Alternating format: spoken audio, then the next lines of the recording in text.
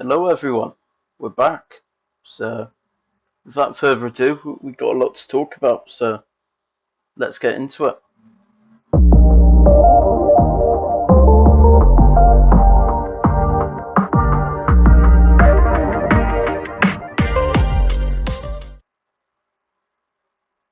So, we've got two notable events this weekend, so I'm probably going to go through each one of them individually, but let's just briefly go into the main events first. I'll only touch on them briefly at first because I'll go into them more in detail, obviously later, um, because, well, we're going to have a more detailed breakdown later on.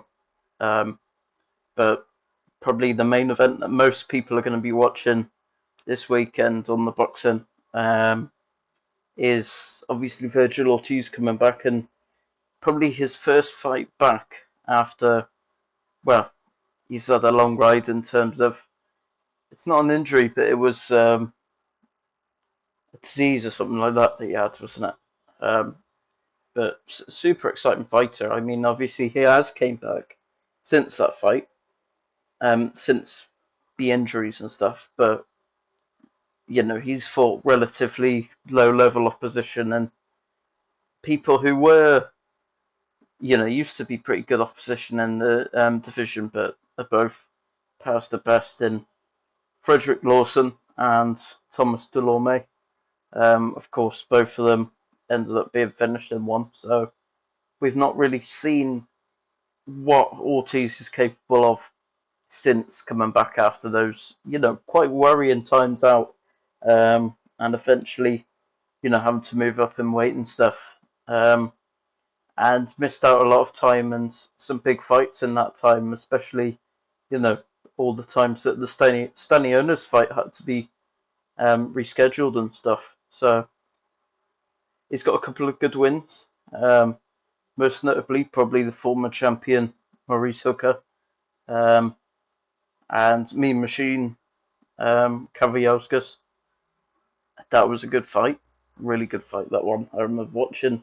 I think I watched both of those fights, and then probably his last decent level opposition would be Michael McKinson, which was back in around this time in 2022. So we're talking over 2 years since he's been in with someone of a decent caliber, and even then, when I say a decent caliber, someone like Michael McKinson's still fairly untested at the level that Ortiz wants to go to, but he's better than the guys that he faced after, is my point.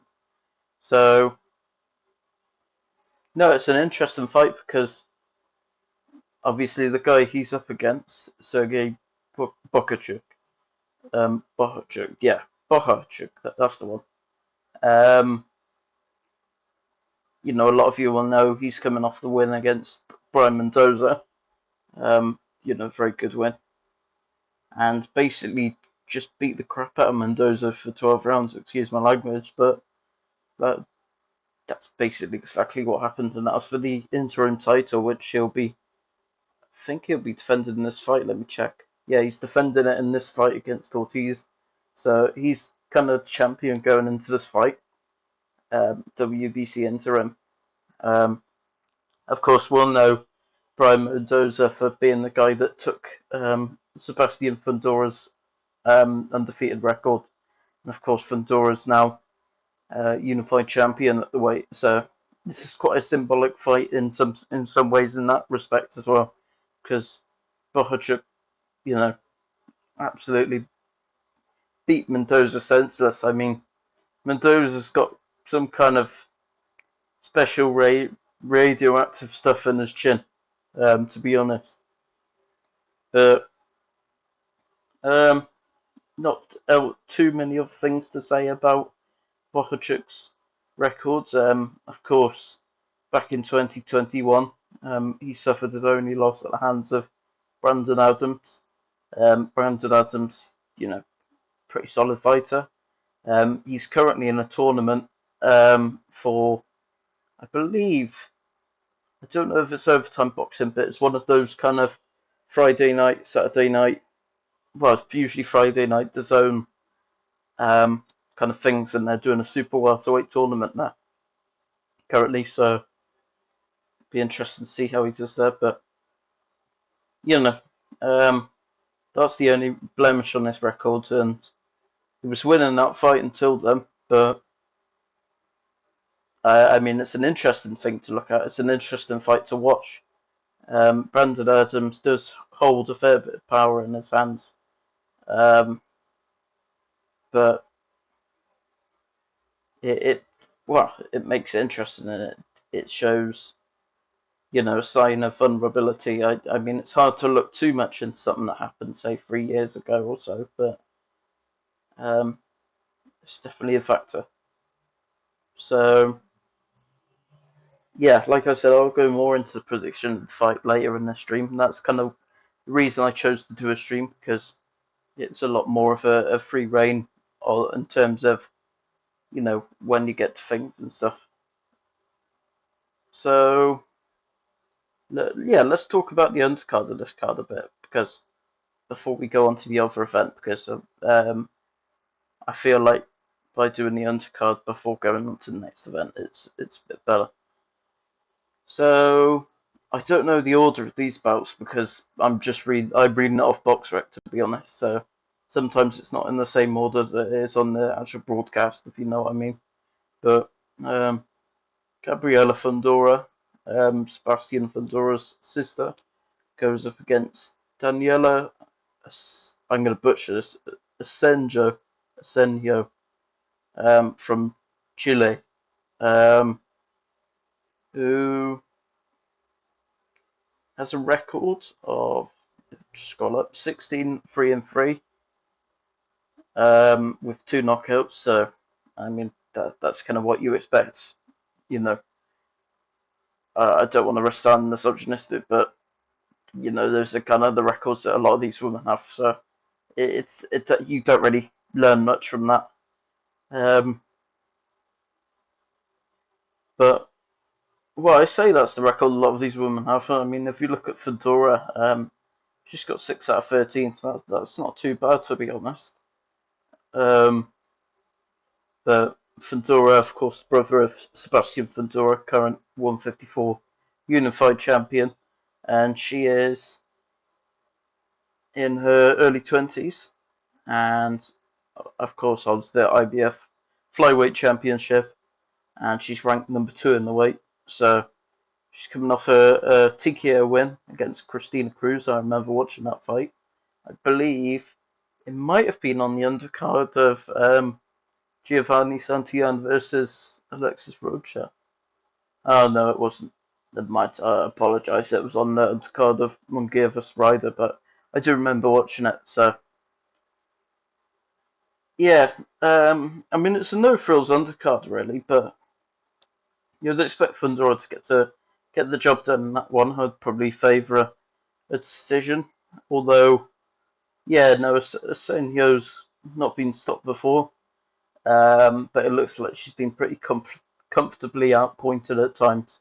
So I think that's a pretty safe bet. Go for a Ventura point decision on that. I mean, of course, she has decent power, so wouldn't rule out a stoppage, but it's very likely that it'll be a points one. But yeah, that looks like we've got another women's fight on this card, Golden Boy card,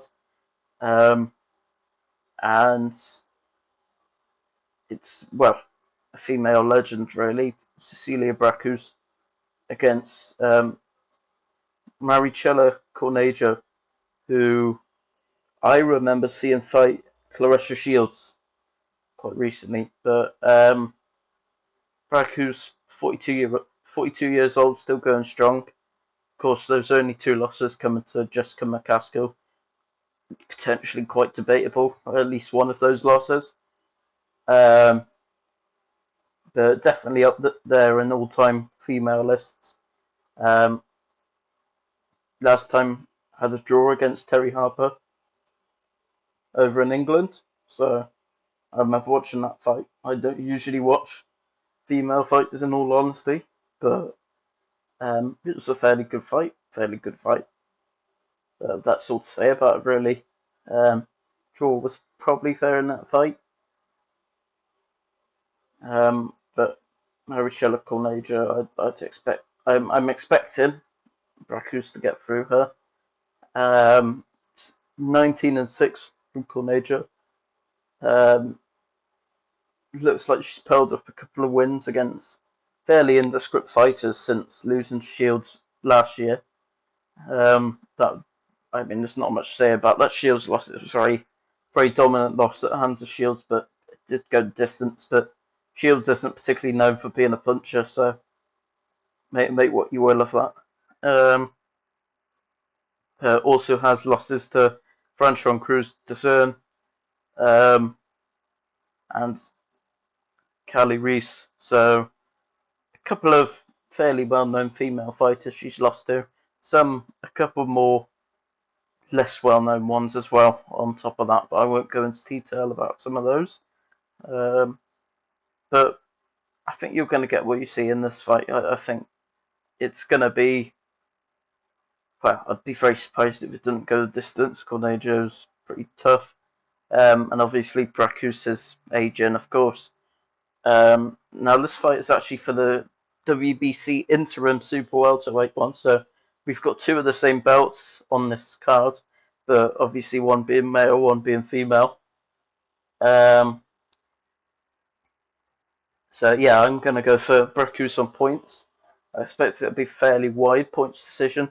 I don't think it'll be as dominant as the Shields versus Corneja fight, but I'd be very surprised if Bracus doesn't get it done because, while she's getting on, she's 42 now, but she's still very capable, and we saw that in her last fight when she got the draw against Terry Harper. So, yeah, that's what I'm going for in that fight. What have we got next? If it'll load. Okay. We've got the return of Charles Conwell, at super welterweight. I wonder if they're going to try and make him with Ortiz, because it's interesting that they've put him on this card as well. But it's not a very good fight, to be honest. Going off it, it's against Kiari Gray, who is ranked 160 in the world at super welter. Of course, Conwell's ranked a lot higher, so it's quite a disappointing match. But I've grown to expect it with a lot of these Golden Boy cards now. They're not the best matchups on the undercards, but it is what it is. So let's see who's lost to Kiari Gray. 18-6 records, stopped twice inside the distance out of those 6 losses, and 13 wins by knockout out of his 18 wins. He's coming off 2 wins, one against 10-1 fighter, and the last one against an 18-13-2 fighter. So fairly indescript as well. So he has a loss to the current IBF Super Welterweight champion, Bakram Murzaliev, who's of course fighting Tim Tszyu. TKO lost to Gary O'Sullivan, Spike O'Sullivan, who just lost last time out, but I'm sure a lot of you know Spike O'Sullivan. And then this is when the losses get a bit shady. Alexei Evchenko, I'm not sure, I've not really heard of him, but he's got a technical decision loss to him. And I know Greg Vendetti and Courtney Pennington, he's got losses to both of them as well. And Ian Green, who I'm not too familiar with either. But you'd expect this to just be a tune-up fight. I don't really expect any particular resistance from Green. Well, I expect some resistance in itself, but not resistance in terms of Conwell being challenged in terms of boxing ability and stuff like that. So, expect a fairly straightforward win here. I see this fairly often with Golden Boy undercards. It's no frills, no surprises. You get what you're going to see. And I'm one for a good undercard. I do like a good undercard. but you're not going to get that on most Golden Boy events. Of course, there are the rare exception,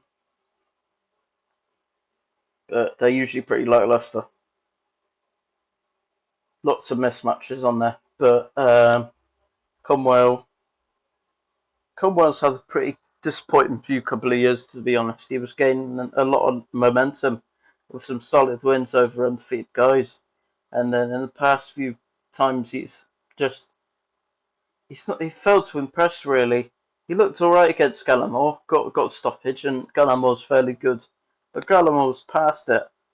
Um, and then before that, no frills against Juan Carlos Abreu. Abreu pretty good. I mean, I saw him knock out a fairly good Uzbek prospect or Kazakh prospect, one of the two. That if you've got world level aspirations, you should be getting past Abreu pretty handily. I mean, look at what Boots did to him. And while I think Conwell clearly won that fight, he didn't particularly impress in that fight. So, um, you know, it'd be interesting to see whether Golden Boy can give him the opportunities he wants to advance in the sport. Because, this fight and the last fight, they've not really been showstoppers. So, I don't know, maybe they're trying to set up a match with Ortiz, but this is just really confusing matchmaking to me. But I'm going to say probably Conwell on points, but actually, no, it's a 50-50. It could be Conwell on points and it could be by stoppage. Um, if I had to lean to either, I would probably favour it by stoppage, actually, but I wouldn't. It's not something I'd bet on. It's kind of a 50-50 outcome in terms of whether it's stoppage or decision. And then we've got Eric Priest versus Luca Lozo, 10-round middleweight bout. Lozo, whose prior lost, he's got a 9-2-1 record, being stopped at one out of those two losses, and that was to a 16-1 prospect at the time. And the other loss was a majority decision loss to a 7-1 prospect back in 2019, and the most recent loss being in a couple of months ago in April 2024. So again, despite the being a fairly decent record fight against Priest, I'd expect this to be a showcase. This fight is probably that's probably what this fight is. Showcase for Eric Priest, and I'd be surprised if it's anything more than that, to be honest. Just a straightforward win for Eric Priest. I've not really seen much of Eric Priest, but I have heard a fair bit about him, and he doesn't look too bad from what I had seen of him, which wasn't much. Um, Nothing really special, I would say, um, but it should be enough to get past this guy. Get past this guy easy. Not much to say about that. Kenneth Sims Jr. fights Jonathan Romero. Oh, this is an awful fight, to be honest. This one. Kenneth Sims Jr. Of course, he got the interim title, if I believe correctly, against Akhmedov last time out. Of course, Akhmedov has gave a lot of fighters a tough night, and Kenneth Sims got the win in that fight. But he's had over a year out now, and he comes back to an awful fight like this. I mean, Jonathan Romero at his best, which he isn't at his best anymore. At his best, he was a super welterweight. No, not super welterweight, super bantamweight world champion. And now he's fighting this fight at what? Let's see. I think it might be a short notice fight. I can't remember, but I don't remember seeing Jonathan Romero on this before. But bloody load. I'll have a look at it. Okay. Let's have a look what weight this is at. So, yeah, super lightweight this fight's at. So, if you think about it, Jonathan Romero, his original weight class was super bantam. So he's gone up feather, super feather, lightweight, no super lightweight. That's 4 weight classes difference, and he's got chinned by guys at super featherweight like um, Abraham Nova and Albert Bell. You know, so just really bad matchmaking, but on the part of Golden Boy. Um, and it's going to be a very easy win for Kenneth Sims Jr. in this fight. Probably an early stoppage, to be honest, because I'm not happy about this match. It's shouldn't be happening. It's a complete and utter mismatch, and should be ashamed of themselves for doing that one. No, no.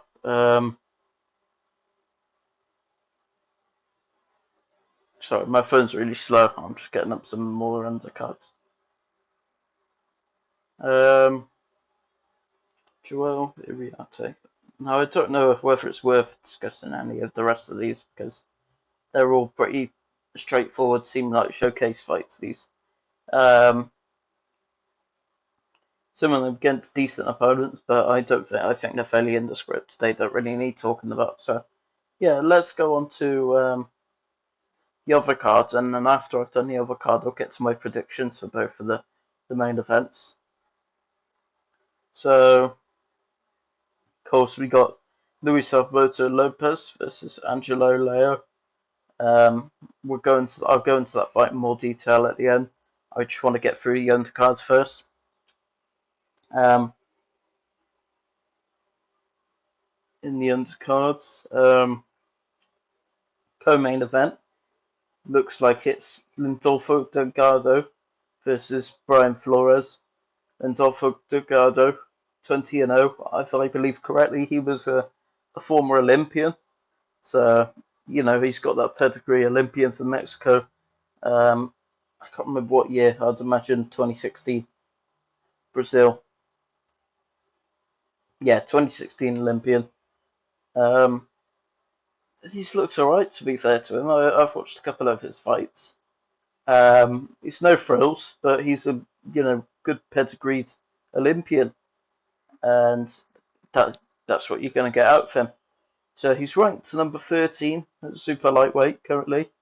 So he's getting to that point where he needs these kind of world level matchups and stuff. But he's coming off some good opponents in terms of records. Carlos Sanchez, 25-2, 7th-round knockout for him, good performance.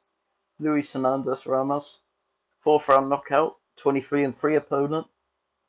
Yair Voltierra, 16-2, unanimous decision, and it goes on. But I'd say his best win he's had so far was against Omar Alejandro Aguilar, which was a unanimous decision, 8 rounds.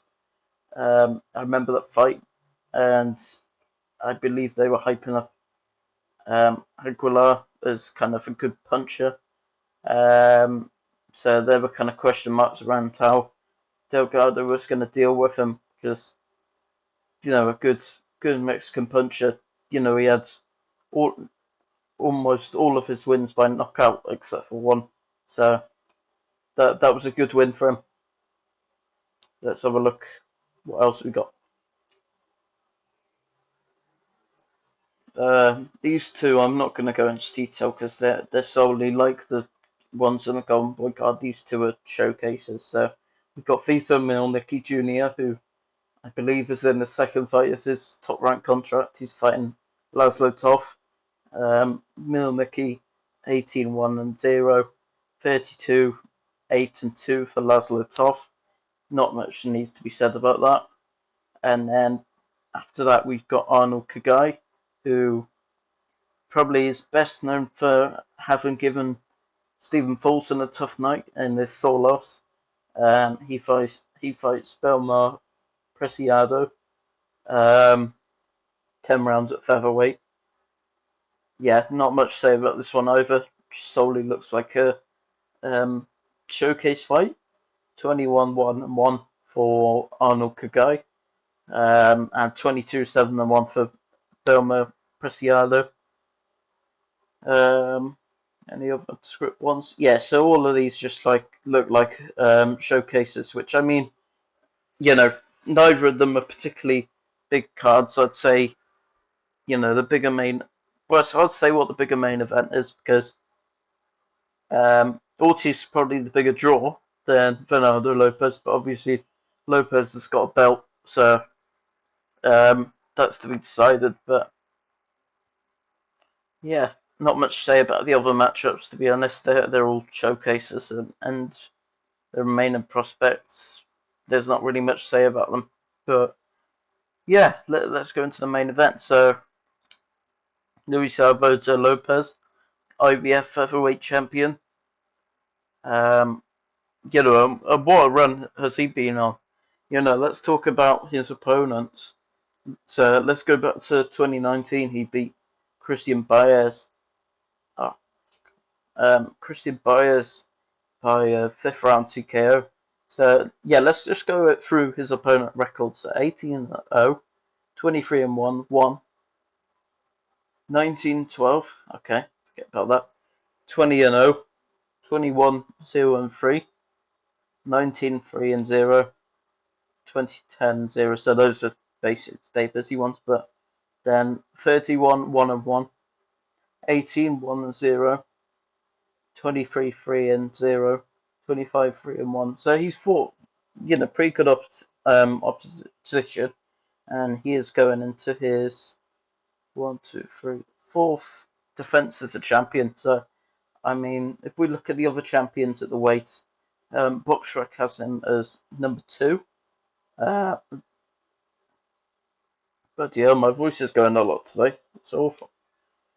They have Brandon Figueroa as number 1. I would actually rate Luis Alberto Lopez as number 1 at the weight.